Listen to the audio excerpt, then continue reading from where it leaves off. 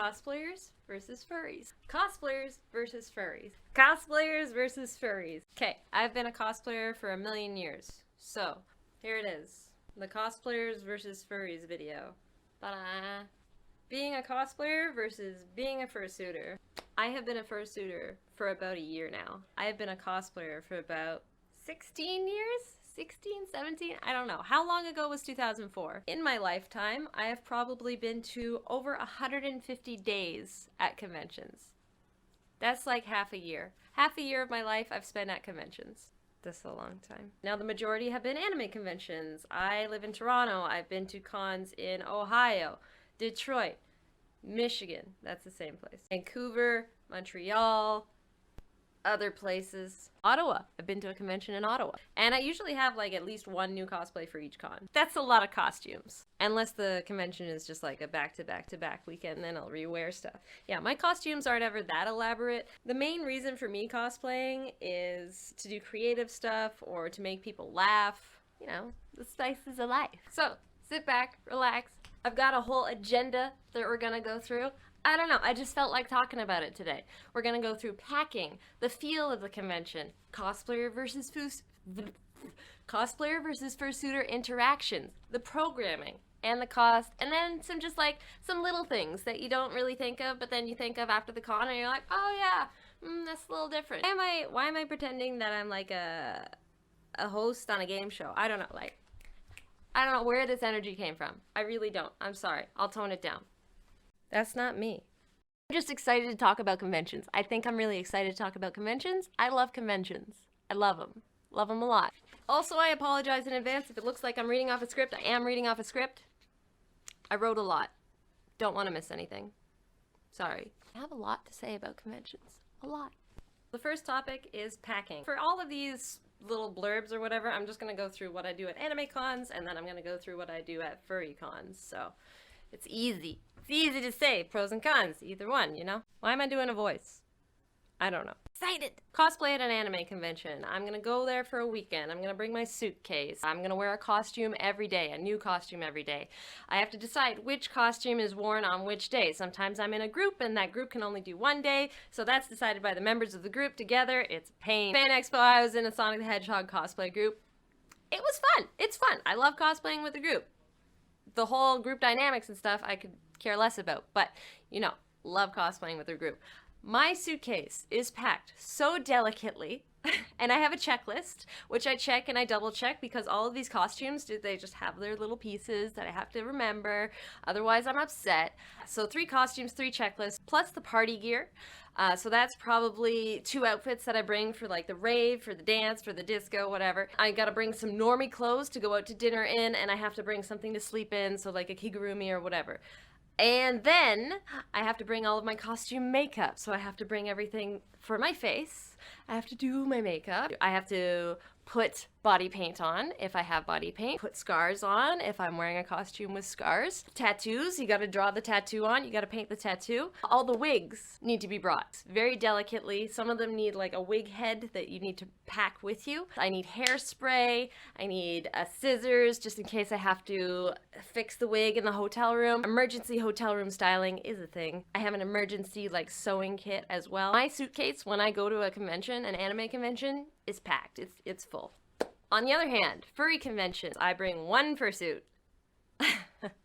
And the checklist doesn't change every time, which is really nice. We've got head, paws, feet, tail, padding, bodysuit.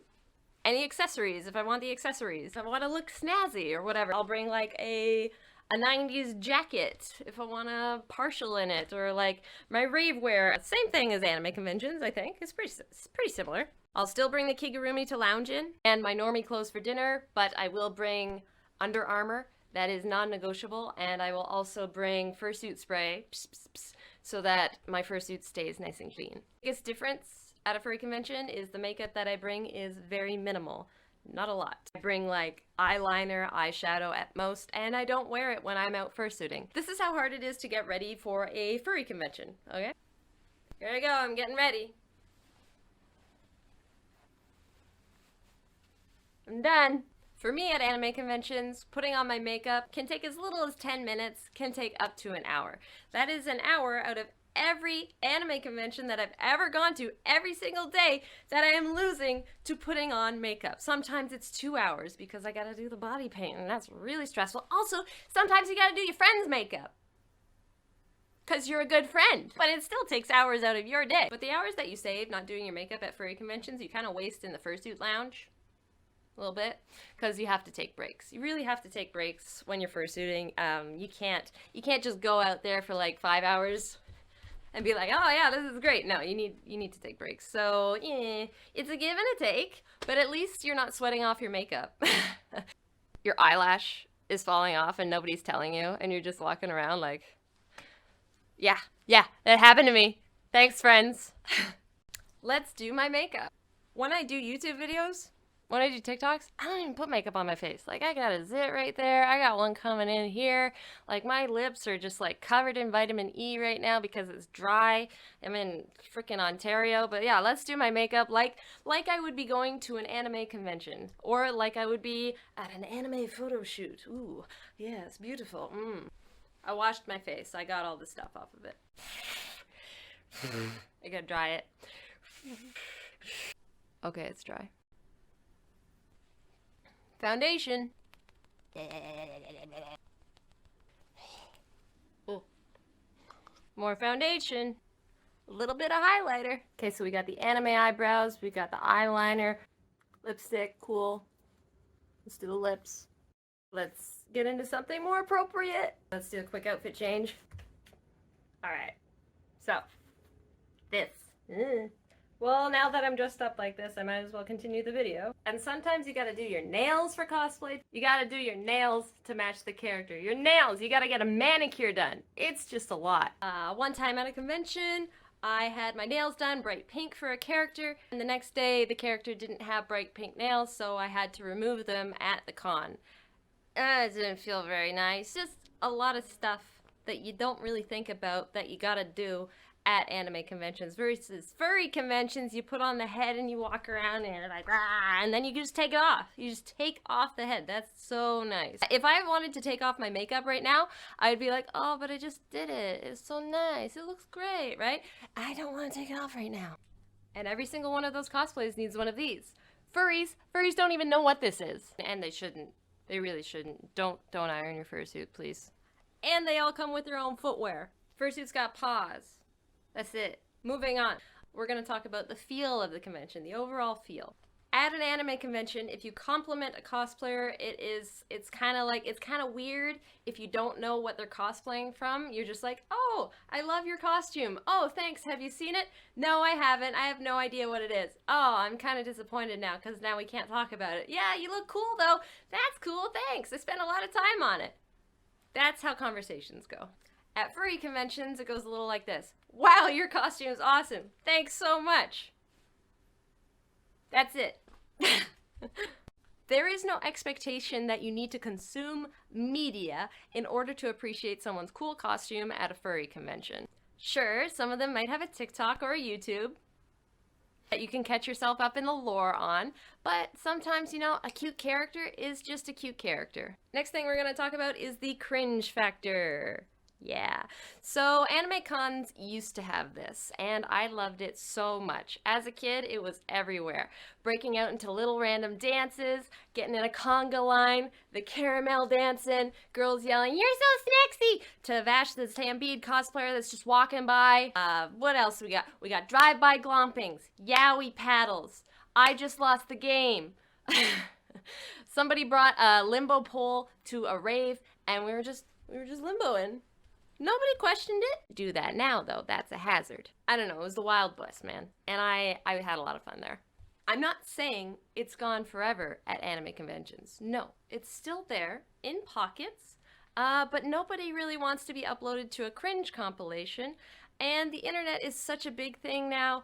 Everybody has a handheld video camera in their pockets. Haha, look at this person that's yelling Smexy Vash. I don't know. And then it gets uploaded to your LinkedIn. Nobody wants that. Nobody wants that. On the other hand, furry conventions, fursuiters, your heads are covered. So if they get uploaded to a cringe compilation for, I don't know, howling at the moon in the middle of downtown Toronto at midnight in the biggest furry convention in Canada, but it's not their face. That's forever immortalized on the internet. No, it's their characters. Boss, it wasn't me in that fursuit. I swear it was my best friend, Bee the raccoon. Yeah, they took it for a joyride that night. The overall feel of the convention is people are there to party and have a good time and just meet people and just be like, hi, what's up? You know, like they all have the fursuiter voice. The fursuiter voice is cute. I don't know, I kind of like it now. It shocked me when I went there the first time, but you know, it's cute now. They're like, oh. It's fine, it's fine, it's fine. Let them have their fun. Let them have their fun. And I will say this, anime cons have become very, photography focused?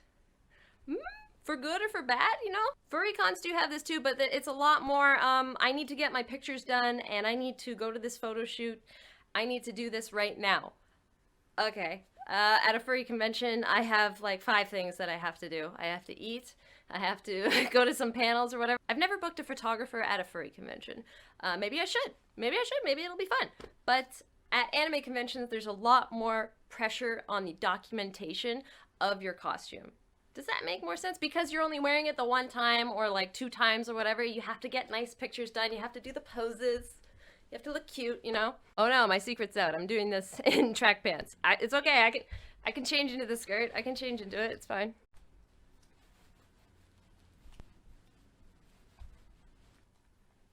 See? It's on. It's on. This brings us to cosplayer versus fursuiter interactions. And the people you meet at both conventions, they're a little different. A little bit different. Not so much now. But I am saying, in the early days of attending conventions, cosplayers were so territorial over their cosplays. They were like, no, I am the best version of this character. No one else may cosplay this character. Their Instagram handle was something like the real Toronto Spider-Man. Thankfully, that has cooled off in the last 5 years. You know, give it a rest, Steve, you're 30. Toronto's best Batman cosplayer.instagram.com. Okay, all right, sure. Yeah, they're not gonna cast you in the movie just because that's your Instagram handle. Maybe they will, actually. I don't know anything. But still, other cosplayers were like, we cosplay. There's gonna be some overlap in the characters that you cosplay. All these characters are really cool. Give it a rest. Don't do dagger eyes at someone down the hall because they're cosplaying the same character. And it also led to a lot of awkward compliments.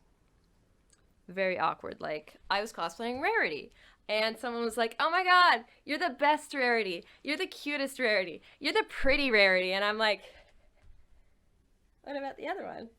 She's cosplaying too. Don't be mean to the other people while you're complimenting me. That's really awkward. It's just awkward. We're on page 3 now. It's almost done. Don't worry. 3 of 4. Yeah, could we not do that? That would be nice. Furry conventions, you see another raccoon, it's like, oh my god, it's Gerald, my great cousin twice removed. How you been? Come in, let's have some tea. Let's catch up. Let's do all these things. Like, it's nice. It's really nice. You see another raccoon and you're like, yeah, buddy, we're raccoons together. Or you like, a raccoon sees an opossum and you're like, meet you at the trash can a little later tonight. Yeah. And like a raccoon sees a fox or like a coyote and they're just like, don't eat me. This one time, though, I did have some beef with someone who I thought was a purple raccoon, but it turns out they were a coyote, so it's fine. It's fine. But I did want to fight them. But that lasted for like 5 seconds, and then I was like, yeah, what's up? So it's not a real thing. Like, people get intense about cosplay. They get like, I'm the best Morgana, or I'm the best Link that ever was Link from... Okay. Cool. You sure are. We're all just nerds dressing up, you know, right? We're all just nerds. You're the best nerd at Nerdville. Hey, really happy for you. I'm just trying to make friends here. And see some cool costumes. I'm all about cool costumes. Let's get into programming. Programming varies from convention to convention, okay? But I've been to a lot of conventions, and I see a lot more community-focused, fun, meet people at furry conventions. Specifically at Midwest Fur Fest last year, there was the Trash Animals meetup. It was really cute. We took a big trash can and we just like hugged it, or we met up around it. You know, it was cute. It was like, oh yeah, it's our garbage. It smells horrible. but it's ours, you know. It's like a little role play thing. It's cute. It's cute. It's cute. Okay, it's cute. It's a cute way to meet people. Anime cons, by and large, their panels are one person or two people or five people or how many is that the panel at the front, and they talk to you about whatever. So I don't know, strongest trees in anime. That was a panel that I went to. Full Metal Alchemist. Why is good? Why is bad? Religion and symbolism in anime. All this stuff. They talk at you for an hour, and you're like, I'm learning. I'm definitely learning. Like they're good. They're good. But like at furry conventions, there's a lot more meetups specific to the animal that you are, persona animal that you represent yourself as. Or like art meetups, a lot of sketchbook trade panels at furry conventions. Not so much at anime conventions. That's something that I really, really enjoy about furry conventions. They're all into art, they're all into trading, they're all into like just being a community together. And I feel like anime conventions have kind of lost that over time. They become a little bit more corporate, a little bit more, hey, get in line, get your thing signed, like stamp, goodbye, move on. Like, I mean, I like that too, but it's just different. Furry conventions definitely have a lot more meetup spaces. Photo shoots at anime conventions as well, not as good as furry conventions in my personal experience. Photo shoot at an anime convention, you line up classroom style and you take your photo and then you do a goofy pose or whatever, and then you all disperse and you go, okay, that was a great photo shoot. Get out of there. At furry conventions, it's a lot looser, a lot more play involved. It's a lot more like acting like a character, you know? Like, it's your character, so whatever you do fits with the character. There's not people yelling at you from the back of the freaking line saying, can you make Naruto and Sasuke kiss for me? I mean, that wasn't me, but still, nobody's gonna, well, maybe someone will, but I haven't seen it yet at a furry photo shoot, like, oh, make the furries kiss. I don't know, maybe I haven't been going to the right photo shoots. Personal experience, again, there's been a lot more dance competitions at furry conventions. If you want to see something really cool, go to a furry competition. Go to a furry dance competition. They are so much fun to watch. They are in their fursuits and they are dancing. I don't know how else to describe it to you. It's really cool. Furry dance comps are so cool. I don't know how to tell you. I'm like 32. I've never seen anything like it before in my life. It's the coolest thing. I would also say, programming wise, there's a lot more 18 plus content at furry conventions. A lot more. You look at the schedule and you're like, oh my. Maybe this should be blurred for the children, you know? Some anime conventions that I go to, they close at 9 p.m. Furry cons don't. Not close at 9 p.m. Some of them do. Not the ones that I've been to. Another super fun thing about furry conventions is they usually have a theme. So the last Midwest Fur Fest I was at was intergalactic. A lot of people dressed up in their fursuits in costumes that meant intergalactic to them. So like there was astronauts, there was like people, I don't know, more astronauts. It was pretty much astronauts. Yeah, it's a fun way to decorate the convention space. It's a fun way to get everybody in the spirit of the con that you're attending. Guests at furry cons usually aren't voice actors or people in the industry anime-wise. It's usually people that make a big difference in the furry community. So artists, musicians, animators, writers, comedians, there's lots. Furry conventions usually have their guest of honor do custom art for their con that year. So it's a really nice way of melding the guest of honor into the whole convention, like as a whole. It's not really like how anime conventions like have a contest to do their cover contest or whatever, and like one artist gets a featured table. It's not like that, no. They pick an artist and then that artist does their cover. Okay, we're getting into cost now. This is the final thing. So cost. The price of things. Budgeting.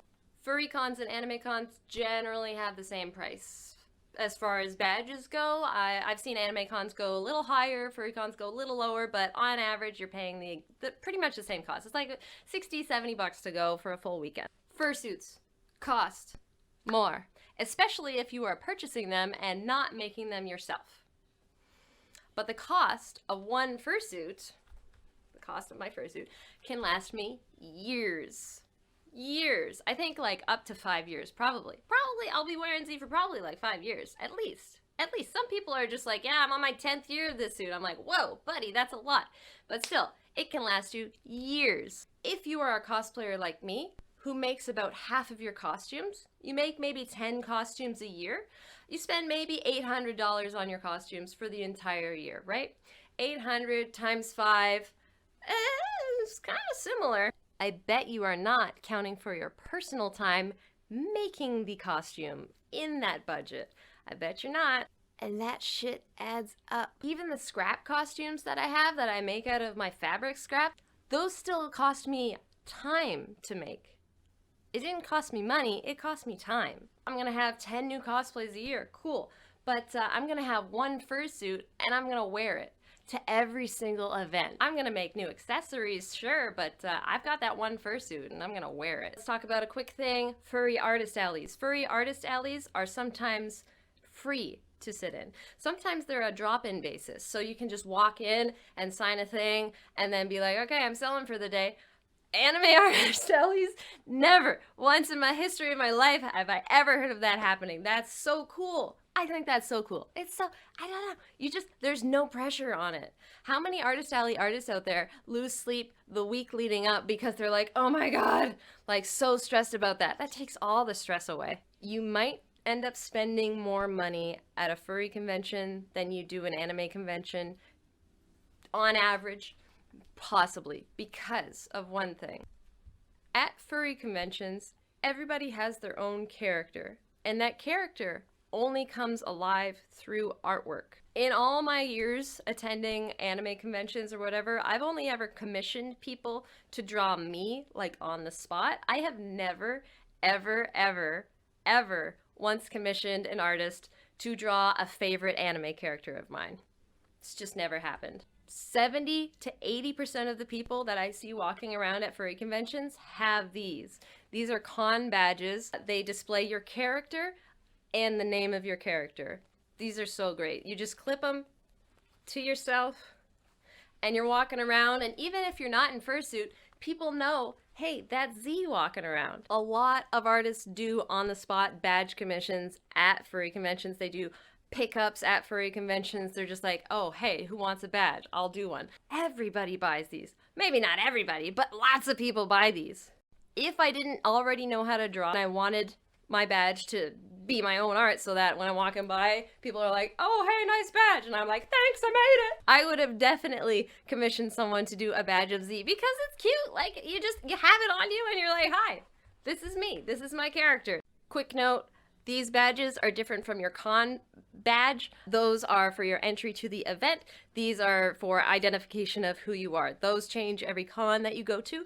This is just the representation of yourself. And they usually are laminated so that they don't get damaged. And there's a little clippy hole right there. And then just clips to you. And convention badges range in price. So sometimes they're like $5 and they're just a little doodle. Sometimes they could be up to probably maybe $300 if you want like one of those fancy like acrylic badges. Ooh, they're super fancy. It all depends on how much you want to spend, right? And how many badges do you want? Or just custom art of your character in general. Furry conventions, a lot of custom art. A lot. Like I said, your character does not live unless it is drawn, unless it is written about. Furry, it's a very, very, very visual artist alley, and everybody wants art of their character. No, I'm not open for commissions. Gotta say that. I take way too long to draw. I would have to charge way too much for these, and like it's not worth it to me. I want to make YouTube videos and stuff. I don't want to. Plus, I'm working on my own series. Like I don't have time to draw. And then we've got the little things. Cosplayers go in for a hug. And then we apologize. Oh, I'm so sweaty. I'm so sorry. Fursuiters go in for a hug and they're like, we're all sweaty here. Yeah, come in for it. Fursuiters are all sweaty. Even the ones that say they aren't, they're lying. Cosplayers are doing free promo for IP, that's intellectual property, that isn't for themselves. Let's explain. Whenever you're out in fursuit, that's your intellectual property, probably. Like 99% of the people that I know, their fursuits are their own creations, or it's an adoptable that they have bought and they own the rights to. And that's a really special thing. That's really cool. There could be like 8,000 Batmans at a convention. You're the only Z the raccoon. Nobody else is gonna have this. Just me. Just me. No one else. Nope. I came up with this. This is the only one. Rawr. I just find that really cool. At anime conventions, they will make fun of you if you show up in your own original character. It has happened. People will make fun of you if you go to a furry convention, though, so. I realize this is a really long video. I did not cover everything. If you got a question, please let me know in the comments. If you like this video, please subscribe, like it, do all the things, hit the bell. I don't know. I'm not a YouTuber. This is like my 3rd YouTube video, so help me out here. Follow me on Twitter. All those things. Thank you. I'll probably think of more things. I'll have like a part 2 video in like 2 years. I'll be like, oh yeah, she was stupid. Yeah. It happens. Are we done? Did we get everything? I had 4 pages. I wrote a lot. I did this like 20 minutes before I started filming. I feel like furry conventions are a lot more costuming focused too. A lot of focus on making costumes, parts, costume parts. In the dealer's room anyway. Like at anime cons, I feel like prints and like keychains and stuff are key #1 items to purchase, but I feel like at furry conventions, people are just gonna go in with $2,000 and they're just gonna blow it on a head. And they're just like, yeah, that's my purchase. I got a head now. Bye. I bought these glasses for my fursuit. Those are kind of costumey. These claws I bought at a convention. Same thing with my fursuit spray. There's one thing at anime conventions that furry conventions don't have. It's the end of day, remove the wig feeling. Oh man, that's so good. You really can't beat that. It's just like a pressure has been lifted. Taking off the fursuit head is nice too, but this, nothing beats that feeling. And then the after the con visit to a fast food establishment where you don't realize that you still have blue eyebrows and pink lips, and you're like, why are these people looking at me funny? Oh yeah, I remember. This is kind of a good look though. Is this a good look? I feel like this is a good look. Anime conventions, you will get wig hair in your mouth. Furry conventions, you will get fur in your mouth. Pick one. It's gonna happen either way. This is called At the Con. It was my first ever furry convention, and then I made a little booklet about it. You really don't know what a rave is like until you've been to a furry rave. I've been to a lot of anime convention raves in my day. A furry rave, there's really nothing like it. I love to partial to raves. I don't know what it is, it's just kind of magical. Nobody can see my face while I'm dancing. It's really nice to just lose yourself in the music and not worry about anybody seeing the goofy grin that's on your face when you're just like, you know, I don't know, dancing. I'm not that great of a dancer, so it's just really nice to lose yourself in the music and, you know, not feel embarrassed by it. You know, I'm a really outgoing person, but sometimes I do get embarrassed, even like subconsciously, about how I'm dancing and how my face looks. It's a lot of fun to dance in a fursuit.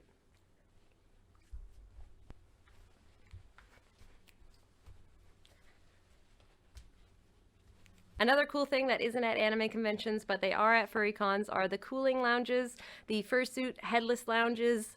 They're really, really, really, really, really, really nice. There's usually fans in there, and you can take a break and get some water and cool off, and I like them a lot. What is this, a fursuit video where she doesn't even put her fursuit on? What is this? What's going on? What is coming to this world? What is coming to YouTube? Do I regret being a cosplayer? No. Why would I regret that? I met tons of people, made so many friends, had so many cool experiences. Like, being a cosplayer is not a bad thing. I'm just discovering that being a furry is pretty fun too. They're both fun. One's just new and shiny to me, right? So, you know, the new and shiny one is always going to be more new, more shiny. It's all my opinion. Could be right, could be wrong, whatever. This is just my experience, my personal experience with the world. Thank you so much for watching.